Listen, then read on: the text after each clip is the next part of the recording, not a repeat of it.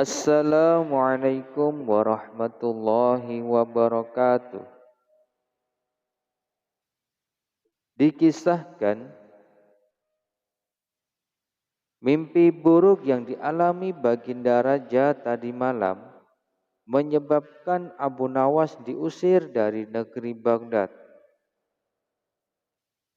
Abu Nawas pun merasa tidak berdaya.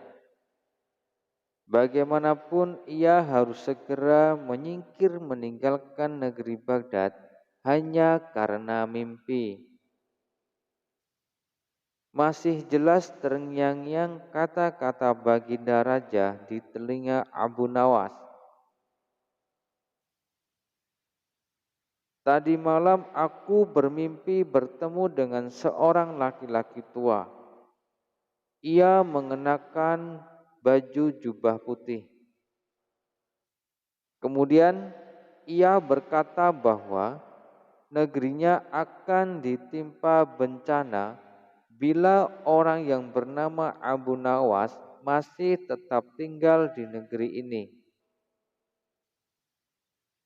Ia harus diusir dari negeri ini sebab orang itu membawa kesialan.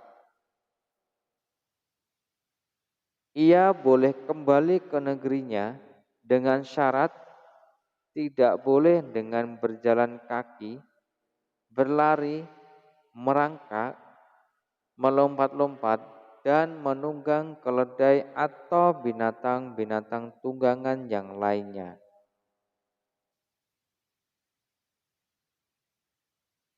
Pada saat itu, dengan bekal yang diperkirakan cukup, Abu Nawas pun mulai meninggalkan rumah dan istrinya.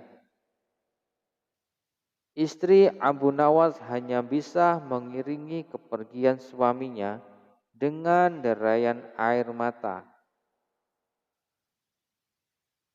Sudah 2 hari penuh Abu Nawas mengendarai keledainya. Bekal yang dibawanya mulai menipis. Abu Nawas tidak terlalu meresapi pengusiran dirinya dengan kesedihan yang terlalu mendalam. Begitu sebaliknya, Abu Nawas merasa bertambah yakin bahwa Tuhan yang Maha Kuasa akan segera menolong dan keluar dari kesulitan yang sedang melilit pikirannya. Bukankah tiada seorang teman pun yang lebih baik daripada Allah Subhanahu wa taala dalam saat-saat seperti ini? Setelah beberapa hari Abu Nawas berada di negeri orang, ia mulai diserang rasa rindu yang menyayat-nyayat hatinya yang paling dalam.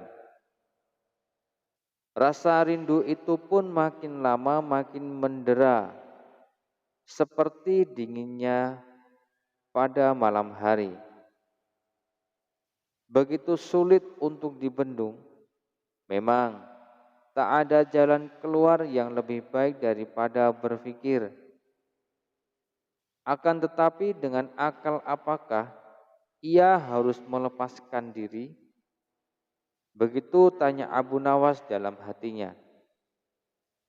Apakah aku harus meminta bantuan orang lain dengan cara menggendongku dari negeri ini sampai ke istana Baginda Raja? Tidak, tidak akan ada seorang pun yang sanggup melakukannya. Aku harus bisa menolong diriku sendiri tanpa melibatkan orang lain.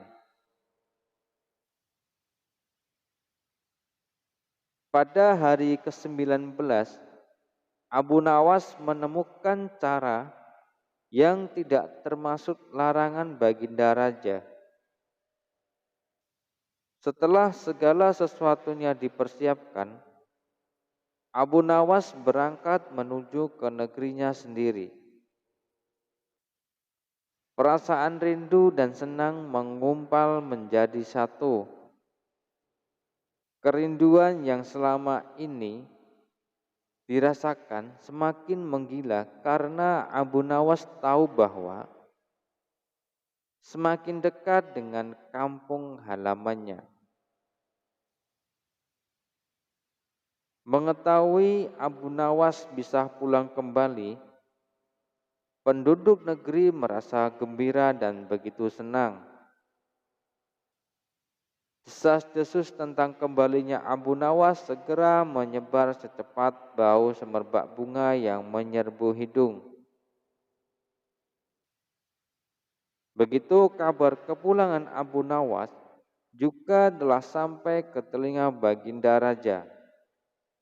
Baginda Raja pun juga merasa gembira mendengar berita itu, tetapi dengan alasan yang sama sekali berbeda. Rakyat yang begitu gembira melihat Abu Nawas kembali karena mereka mencintainya.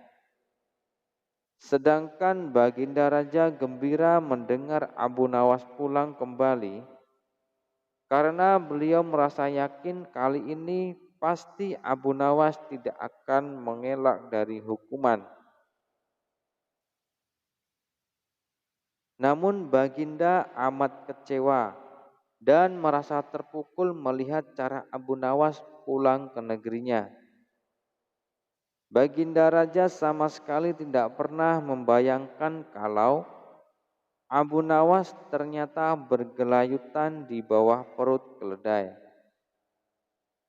Sehingga Abu Nawas terlepas dari sanksi hukuman yang akan dijatuhkan karena memang tidak bisa dikatakan telah melanggar larangan dari Baginda Raja. Karena Abu Nawas tidak mengendarai keledai.